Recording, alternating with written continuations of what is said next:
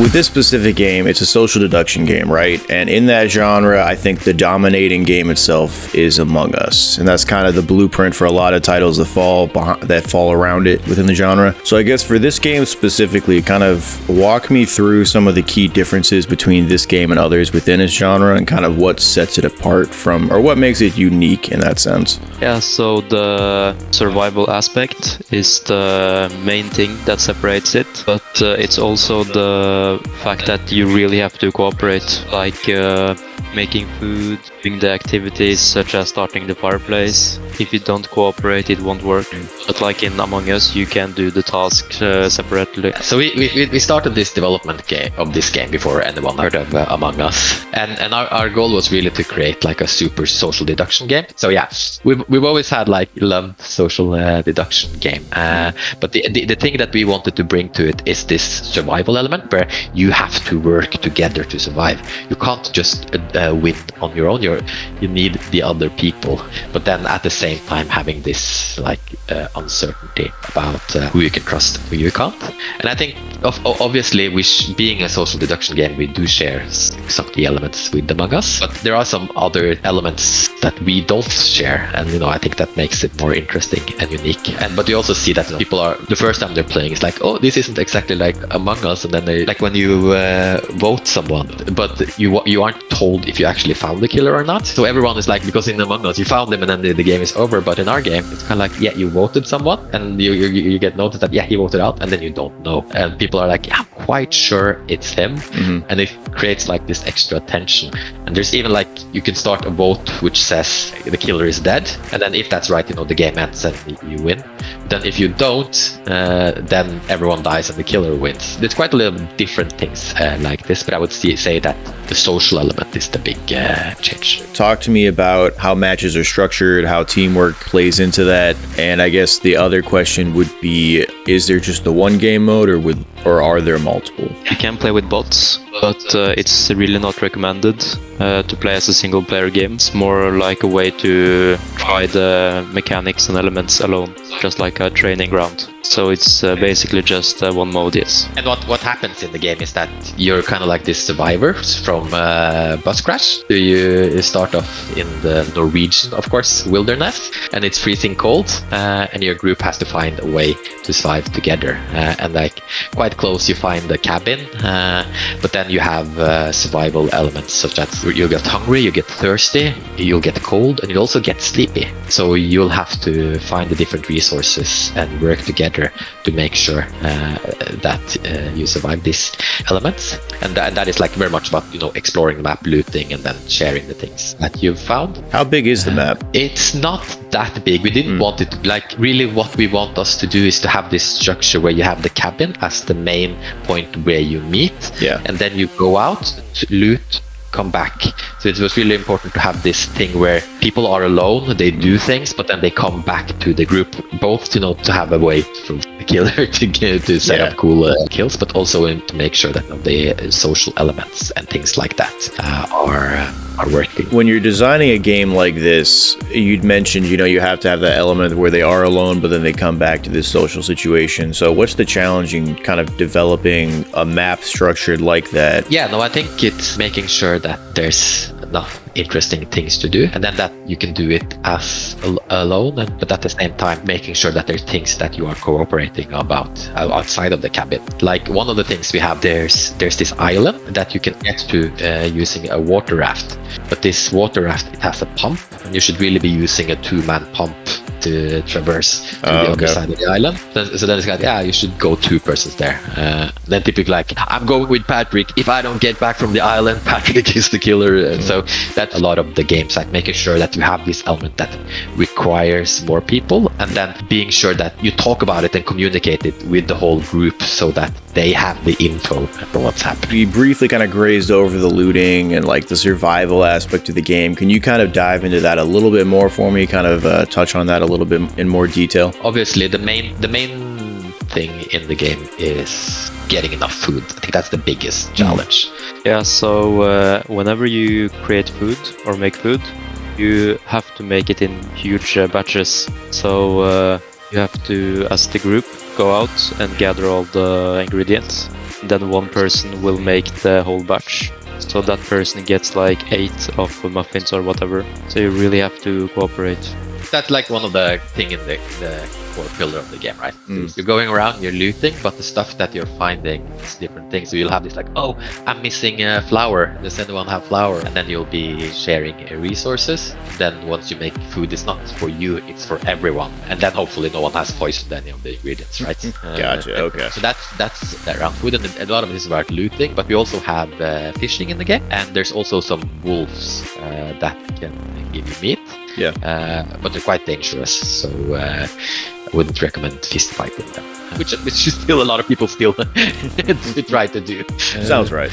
And then there's water. So you'll find like bottles, and there is this well where you can refill the bottle. Yeah. And again, you kind of need 2 persons to stand and pump and then get the water, and then you can drink the water. And then there is temperature. Like if you go out at night or when it's cold, then you'll gradually lose temperature. You don't have like different climates, do you, in this game, where it changes, like it's raining, it's snowing, things like that? It's all just one base climate, whereas day and night, it's day and night, and then the climate changes. So, oh, okay. And all that affects like the current temperature. So like in the top right corner, you'll see like what time it is, what the current temperature is. It's in Celsius. Sorry. Yeah. We're the only ones who it's not in, so that's our fault, not yours. Yeah, so if it's 0, that's when it water freezes. That's cold. So yeah, you want to like pay a bit attention, like when you go out and what the weather is like. Gotcha. But one of the things you want to be doing is getting the fireplace going in the cabin. So then you'll need logs and you need matches. You need to keep it going. So that's like the 3rd survival stat, and the last one is fatigue, right? Okay. I was going to ask you about that because you mentioned people get tired. Does that mean you have to sleep in the game, or how does that work? Exactly. Okay. You have to sleep, so there's like 4 beds. You go and you sleep, and then it's like you get this start screen, the countdown, and your mic is muted. Because like we have, I don't think we talked about this, because we have in-game chat that you can talk with everyone, and it's tied up to different gameplay elements. So like one of them is that when you're sleeping, you can't talk. You can listen to what everyone else is saying, but you can't talk yourself. So it's kind of dark. You can see a bit what's happening, but it's kind of dark, and you can't do anything. And there's a countdown for when you will wake up, and then you suddenly see someone walking into the bedroom, and he's leaning over you, and it's like, okay. And then suddenly you are in the graveyard where you can spectate the other players, but yeah, your time is up. So that's a really tense moment and a super fun way to take out the players. You mentioned in-game chat. That's a perfect transition. So talk to me about how the chat within the game works, and then kind of we'll branch out into proximity chat from there. You have voice chat, and there are different options. You can have proximity or normal, and it's tied up to the game elements, such that if you get hit or damaged, you will be muted. Otherwise, you could just yell out, "This is the killer. He is hitting me." And so the proximity chat is something we added quite recently, because like everyone was asking for it. But that's not really the vision we had, but we decided to add it anyways, because everyone was asking for it. I guess when you're playing game modes, between your initial version of chat, which was just in-game chat, and then proximity, my thought when I saw this was, is there really that much of a difference between the two? I guess there probably would be, but you guys would know this in much better detail. So can you kind of walk me through exactly how that changes the game modes themselves and how it impacts overall play? So I think like Patrick said, our vision was to have like more a group chat. So because so much of it is about being social, about sharing information. Yeah. Like you talked about when you were sleeping, right? You're very vulnerable, so you maybe feel like, okay, I'm going up. Can someone make sure that someone doesn't come and kill me and these kinds of things? So that's sharing of information and having that kind of knowledge. It's like for us a very important part of the game. But another thing that we wanted with this game was also that it should be a game that you play with your friends and talk about everything besides the game. So you're just walking around doing the survival thing, but then you're kind of like, oh, I'm dating this new girl, and you're like, yeah, or like there's other things happening outside that you're talking about. Yeah, it's kind of it's mixed between social deduction, a survival game, and then just like a Discord group chat thing. So that was kind of our main vision, I think, how we think the game should be played. But like Patrick said, so many people were asking for it, and I think like any game, but especially non-lag game where you have a community, is actually listening to them and adding the things that they are asking for, even when you don't necessarily think that that was what you were doing. Not that many people use the proximity. They still think like the group chat is the best way to play for most people. But what we found is that there's a lot of people who like to stream this game, and it comes across quite funny on streams. And for them, they are having more like a discussion with their audience more than the people in their game. So they don't want to like talk about what did you have for dinner with the people that they're playing with. They want to have like that good conversation with their audience, and they don't want a lot of people talking at the same time. So I think the fact that when you just hear someone when they're close to you, that creates a better streaming experience for a lot of people. So Patrick, for you, since this is the first game you've developed, kind of what's your experience with that? It's got to be very different as an experience from playing a game to you're completely building it from the ground up. So is it as enjoyable as you thought it would be? Is it something you guys are going to keep doing? Yeah, it was very enjoyable, but it's also a lot of stress fixing insane bugs. Yep. Yes, absolutely. So for the road ahead, I'm not really sure what I'm going to be doing, but it was really enjoyable making this game. So perhaps I'll do it sooner, later. Yeah, because like you're doing your master's degree now at the university, right? Okay. Because that was going to be my follow-up question, if you guys were going to make another game after this. But I guess right now that's kind of up in the air, correct? Yeah, I know. Yeah, I'll definitely create more games in the future, and I like to create games where the player are in focus and giving them the ability to create their own stories and their own setups. I'm not that much into making narrative games, so it will always be like this thing where it's like creating a world where players come together and find ways to have fun.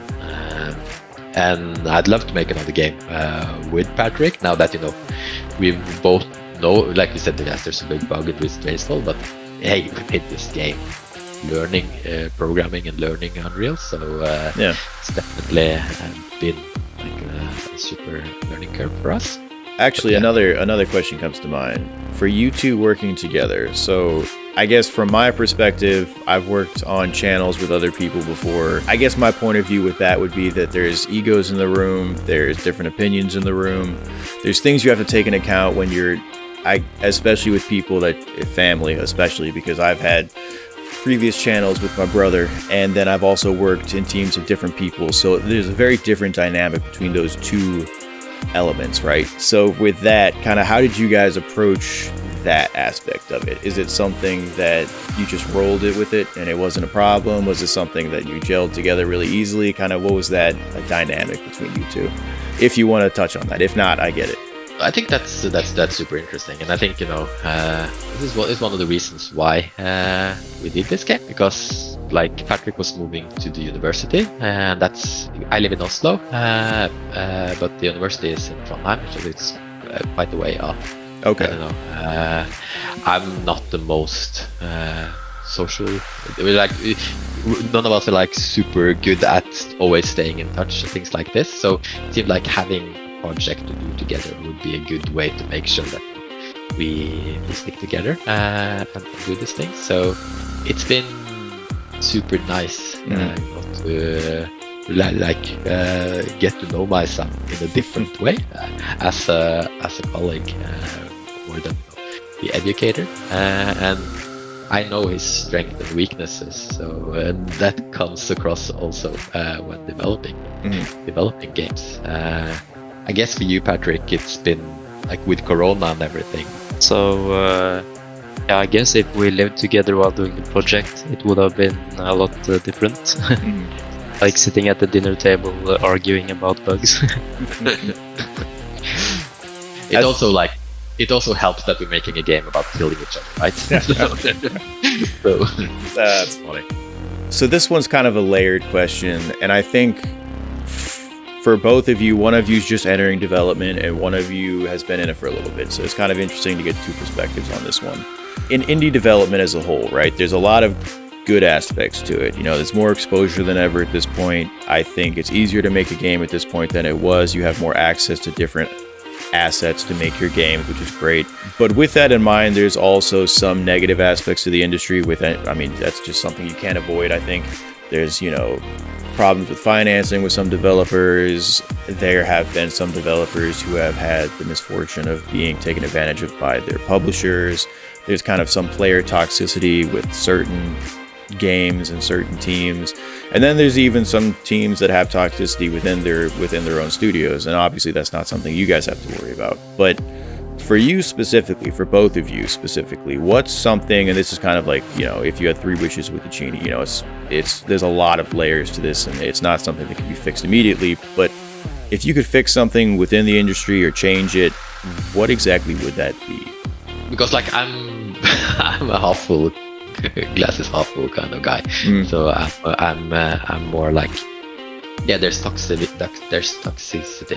and you know that's a big problem. But as doing like a smaller game as a more indie developer, I'm surprised by the amount of love, like the amount of people in the community that really like your game, want to help you out with it, and really care. And I think it's, yeah, there's a lot of focus on like the negative aspects of it, but there's so much positivity and love in the industry and willingness to help each other and all these kinds of things. So when you say like, for me, what could you fix? I don't typically start with the negative, but obviously there is problems with toxicity. We've had issues with that in our game. In terms of like indie development, I think the industry has improved a lot in making sure that people are elevated and shown. And I think, you know, at last, not E3 events, we've really seen that some of the more interesting things are indie developers. So I think we've been good at fixing those issues. I remember like back in the days, it was like when you made the game, you had like a minimum amount of game copies that you would sell. Yeah. Like if I could make any wish, that would be my wish, that, you know, everyone that delivered a quality game would see, like, they wouldn't have to be like Notch type of rich, but that they at least got everyone got at least a few thousand in sale. That would be I'd spend my one wish on that, because there's so many fantastic, great games out there that don't get the audience and the attention that they deserve. So I'll spend one wish on that. You can get the second wish, Patrick. Yeah, so it's hard to say what my wish would be.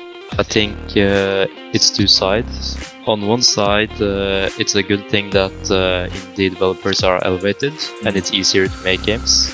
So as a result of that, there are a lot more games out there now. So that's the bad side to this. It's really competitive. I can't really wish for less competitive market either, because having a competitive market just pushes out more good games. Yeah, and that's kind of the other side of that coin, because I've heard that with developers before, where they'll say it's a very competitive market, and usually they follow up with the exact same thing you said, where it's, you know, that makes it better, that makes, you know, it more competitive, they push out better and better titles, and it makes the industry thrive even more. So I completely agree with that as well.